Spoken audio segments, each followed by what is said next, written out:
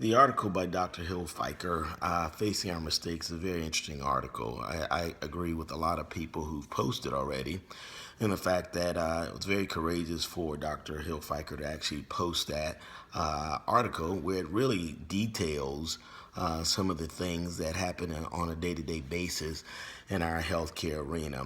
Dr. Hillfiker talked about a lot of really horrific things that I'm certain really shocked the conscience of a lot of people in terms of some of the things that he has engaged in his practice. Some of the things are actually quite unthinkable.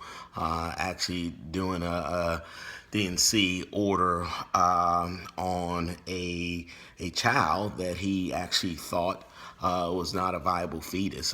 Obviously, he should have taken additional steps, i.e., ordered an ultrasound or even done something such as a Doppler to check to see whether or not there was actually a viable heartbeat. So the fact that he pretty much aired his dirty laundry to let you know that he actually committed some horrific mistakes. Obviously, there was no intent to actually commit those mistakes, but the one thing that we found out was that he pretty much cut corners, did not do his due diligence in terms of ordering a very simple and routine ultrasound that really could have given him the confirmation that he needed in terms of identifying whether or not that was viable fetus. He talked about other things as well in terms of, making mistakes by virtue of the fact that he's not a specialist, in terms of making misdiagnosis.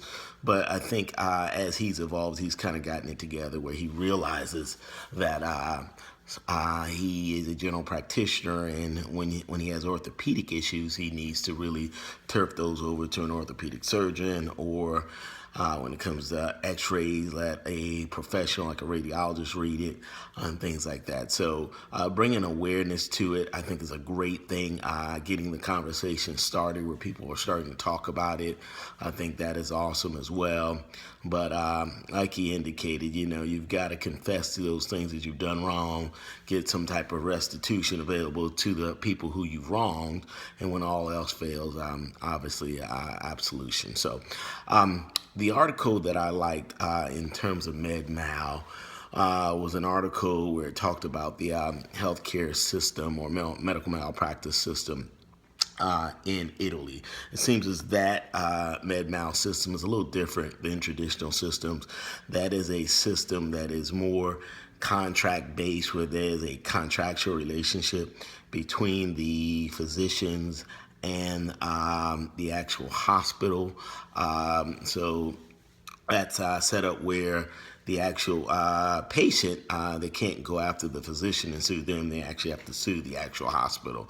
And I think anytime you have a system that's based in contract law, it's a system that's, to me, more friendly to the actual person who's experiencing the breach, i.e. the patient. In our system, obviously, we have a system that's based on tort law.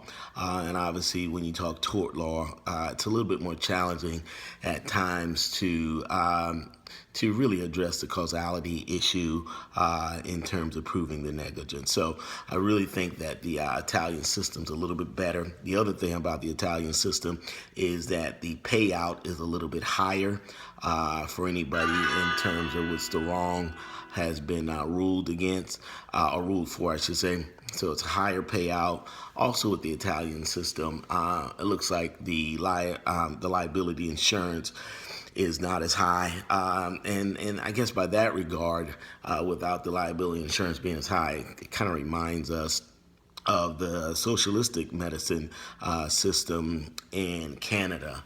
Obviously, that particular system is a lot like our system in terms of medical malpractice lawsuits are really not pursued nearly as much as it is in other countries, because obviously there's a lot of resistance met with it.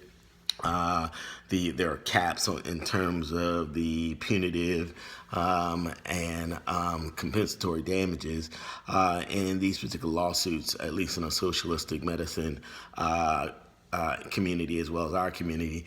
They take forever to actually get any type of resolution, and they're very costly. So I hope that helps. Have a great day.